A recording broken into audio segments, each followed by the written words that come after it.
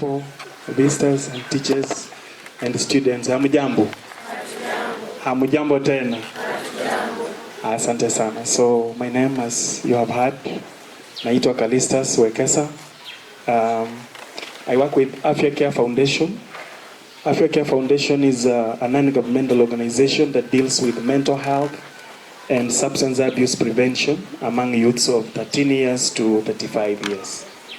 So we serve 7 counties, that is Turkana County, West Pokot, Trans Nzoia, Bungoma, Busia, and Kakamega. Now of late we are moving to Vihiga County. I want to touch a little bit about mental health and substance abuse and the effects it has to the early teenage pregnancy. When we talk about teenage pregnancy, in our real sense, we are talking about pregnancies between the age of 13 years to 18 years less. So in between there, we categorize under teenage pregnancy. Now, you as a student, and more so as a teenager, now, what is the effect of you having teenage pregnancy? That is, what will happen if you get pregnant at this age? I want to give you a few tips, or just to let you know what might befall you when you become an adult. And one of the things that you need to understand is that teenage pregnancy is a choice. And so those majority of the clients or the victims or people who have teenage pregnancies decide to have that teenage pregnancy because you cannot take it through water. Si ni kweli? Unaweza kunywa kupitia kwa maji kweli? Si mtu anaamua akuwe na hiyo mimba. Na akiamua apate hiyo mimba, the effects amba consequences si yeye mwenyewe ndiye atazibeba. Now let me give you one of the dangers of teenage pregnancy, both male and female. Now for ladies, if you become pregnant today at this age of yours, one of the possible complications that can happen are these. Number one is that you are likely to have what we call obstructed labor when it comes to time of delivery. That means that because your pelvis mnazijua, si ndio? You do biology, right? You understand what is pelvis? A pelvis takes years to grow and to mature up, to hold the pregnancy. And so when you become pregnant at early stage, the pelvis is not fully developed or mature. And therefore, the delivery canal or the route at which the baby will be delivered through will still not yet ready to actually allow the baby pass through. And therefore, you will end up having what we call obstructed labor. Now, this is what happens. If you have obstructed labor, 2 things might happen. Number one is that you are likely to develop what we call fistula. So a fistula is actually abnormal communication, whereby you realize if somebody has delivered and she passes urine, a baby through the anal region, or fecal matter through the urinary region. That's what you call a fistula. So you realize that somebody passes stool. Maybe through the urethra. Are we together? So there will be a communication will be developed. That is, there will be a canal developing between your reproductive system and the urinary system, mostly between the fecal area, communicating with the urinary side. Are we together? So when you develop a fistula at your age, what will eventually happen is that you will end up having what we call abnormal communication, which will now eventually render you unable to deliver again. Because a patient who has ever had a fistula before, when you become pregnant at your age, after you are now an adult at that time, you are likely to undergo what we call cesarean section. Are we together? Yes. Yani utapasuliwa. Badala ya kuzaa kawaida, utapitishwa cesarean section. Now, when you develop a fistula again at this age of yours, there is high chances of you developing what we call reproductive infections, and also urinary tract infections. And there is another one, we call it pelvic inflammatory diseases. Now these are diseases that if are not well treated, they eventually lead you into what we call infertility. Are we together? Tunaelewana? Yani imagine wewe umesoma vizuri vile uko hapa hivi. Umeenda university, umeenda college, umemaliza. Wakati unahitaji mtoto, huwezi pata mtoto. Why? Kwa sababu yale mambo ulikuwa unafanya ukiwa mdogo yameleta shida ukiwa mkubwa. Are we together? The things you do here today has a consequence to your future. For you to build your bright future, this is your time. So for you to have good health tomorrow, it will actually depend on what you are doing today.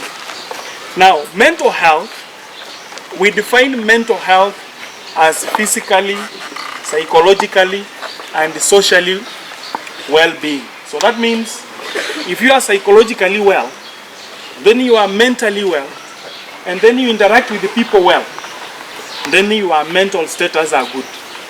People who become pregnant at early stage always have mental instability. Are we together?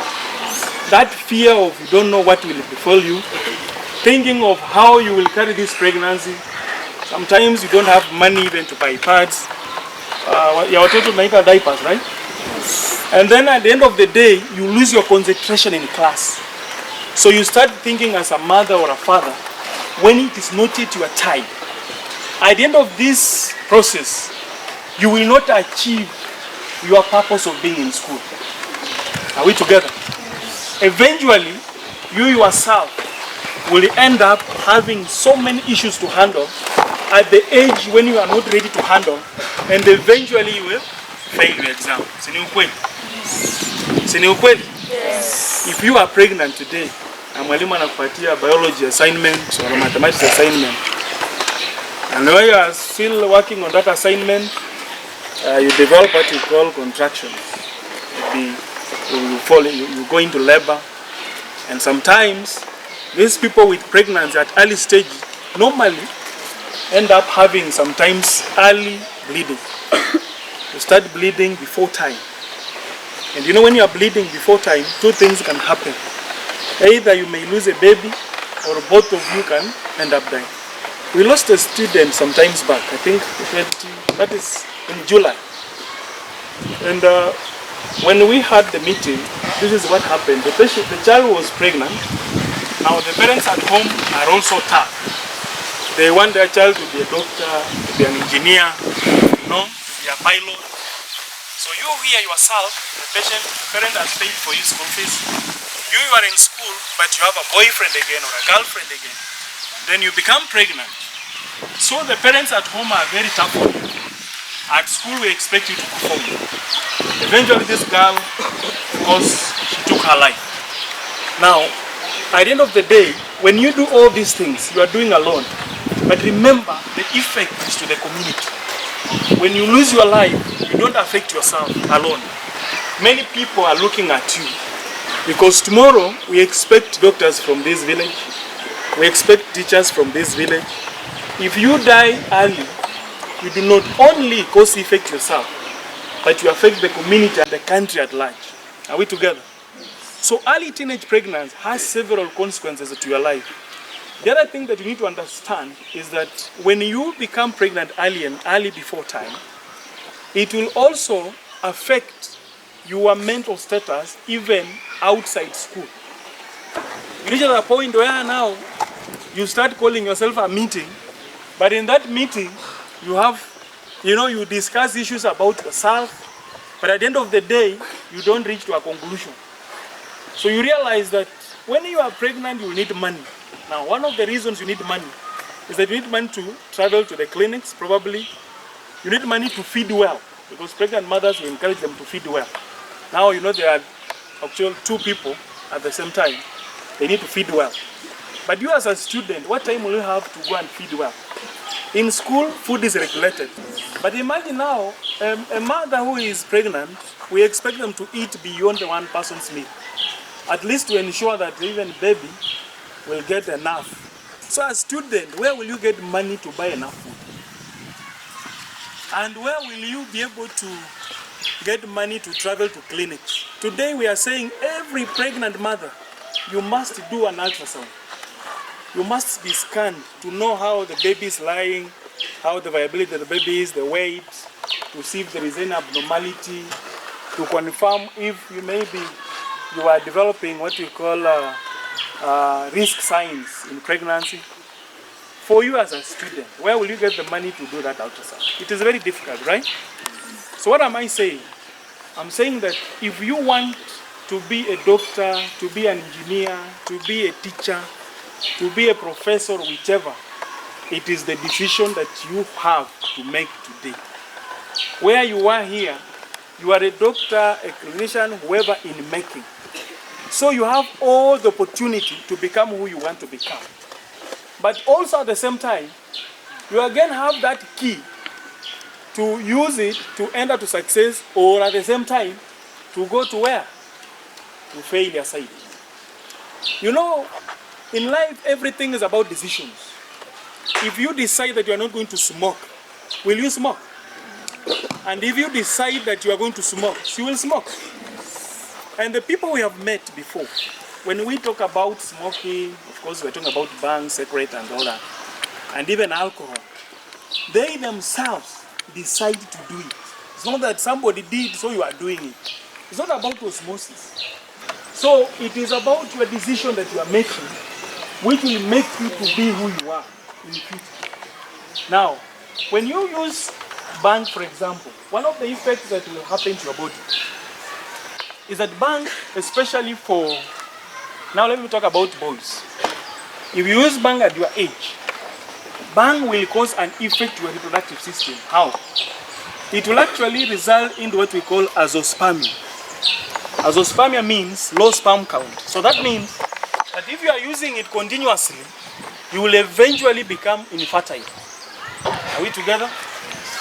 Now for ladies, if you use it for a longer period, it will eventually lead to hormonal imbalance. So when you have hormonal imbalance, it means that you cannot also conceive.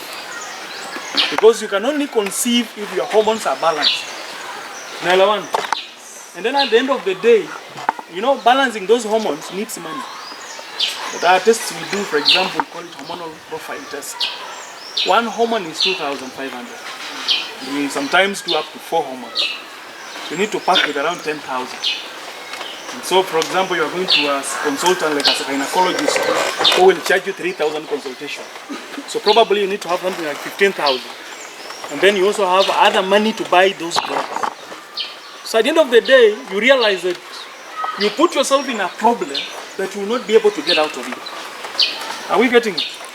But today you may not see that problem because the effects are long-lived, they are long-lasting. But at the end of the day, if you decide today and say that I won't do this, I'll have to focus on my future. And this future is focused on your studies. Because the main reason you're here is you to study. Actually, the main reason you come to school is to acquire knowledge and apply the knowledge in your life so that you can survive.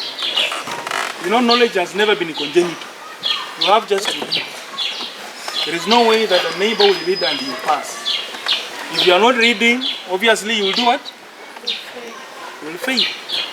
So success is not defined by how close you are to a person who is reading. It is defined by how serious you are and the kind of decisions you are making towards that success. So if you are serious and you know very well you are here to pass, and I can assure you will pass. So success is not defined by where you come from. It is how yourself are prepared to achieve what you intend to achieve. And that means that if you are here in school, na unavuta bangi, then the consequences and the results are obvious that you will not manage. Are we together? If you are in school today and you are involving yourself in early sexual activities, then eventually you will harvest that. You will eventually become pregnant, some of you will be infected, and eventually, you know, ultimately you will die. So why do you want to die early when you have an opportunity to live and make yourself a person who is respected in the society? and be a person who will change the lives of others. The decision you make is what will change the lives of other people and your life. If you make a good decision, then eventually many will benefit from you. But if you make a wrong decision, eventually you will suffer more. And the consequences you will face alone. I'm saying that mental health has to do with your decisions also.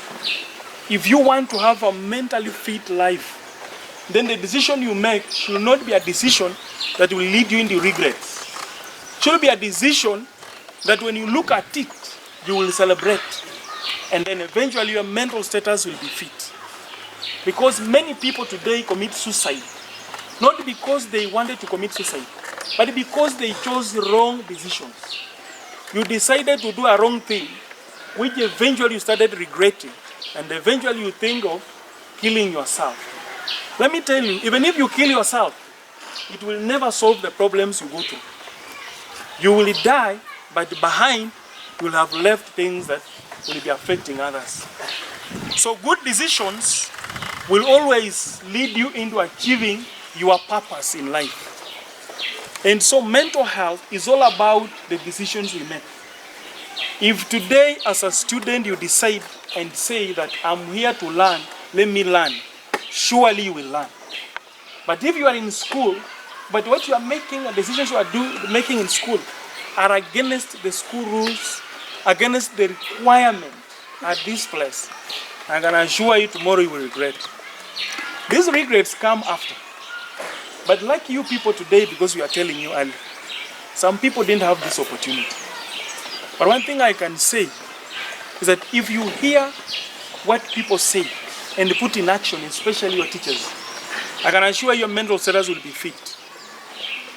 Today, as an organization, we have so many people we are having what you call psychotherapy services, counseling services. Many people come to our foundation to seek counseling. And one of the reasons they come is because of this issue of early teenage pregnancy, issues of infections, and issues of conflicts at home. Now, these conflicts always happen because of the wrong decisions people make.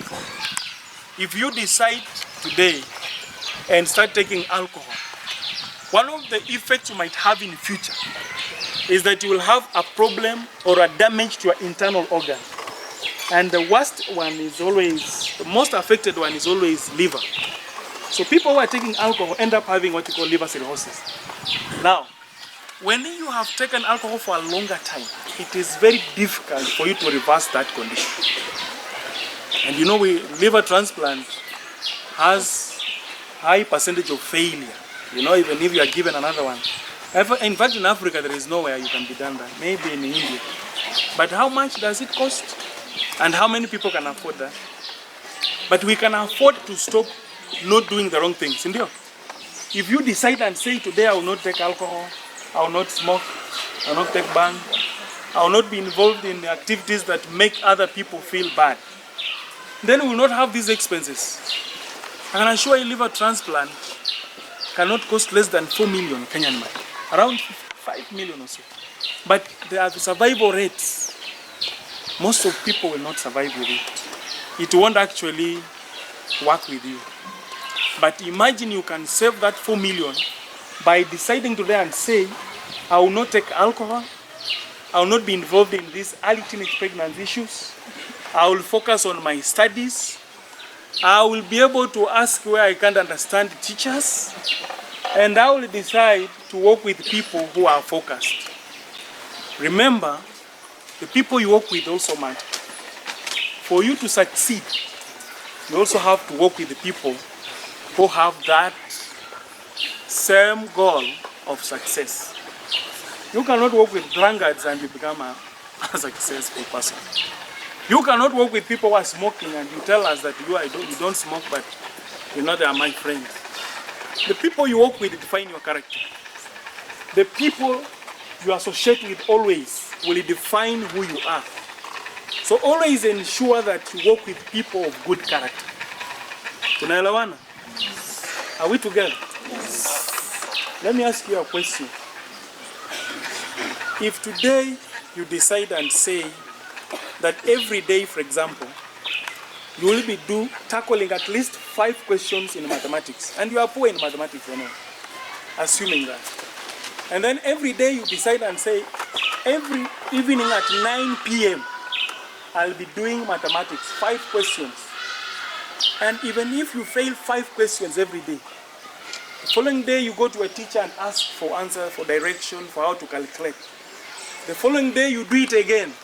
Even if you fail, the 3rd day, the 4th day, I can assure you by the end of the month, you'll have mastered some concepts in mathematics. That is the only way you will learn how to succeed. You cannot say, but because the teacher has given you knowledge in class, so that is enough for you to speak. No. Those days we are being told that teachers give us 40%. So 60% is you to look for it. And we only have 4 years in high school, right? 4 years, right? And I'm told now we are changing. Now, 4 years, you need to look for 60%. What time will you have to go and do other activities? What time will you have to go and smoke? Or do these funny behaviors, or involve yourself in bad behaviors? What time?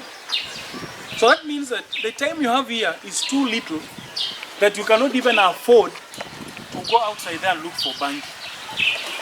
Lakini kama wewe unaona uko na time ya kwenda kutafuta bangi, kwenda kutembea na wasichana na vijana, then I can assure you that your priorities are misplaced. And now, even your mental status are not okay. You are not fit mentally. And be sure that now even the exams when they come, you will not be ready. Naelewana hii maneno? Yes. So what am I saying? That always make decisions that you will not regret tomorrow. Do the right thing at the right time, at the right place. Are we together? So we will be back. We will be back to talk about mental health. But what I can say finally is that you people, where you are today, you can change lives of others. Only if you make the right decisions, doing the right thing at the right time, at the right place, always will lead you to success. God bless you so much.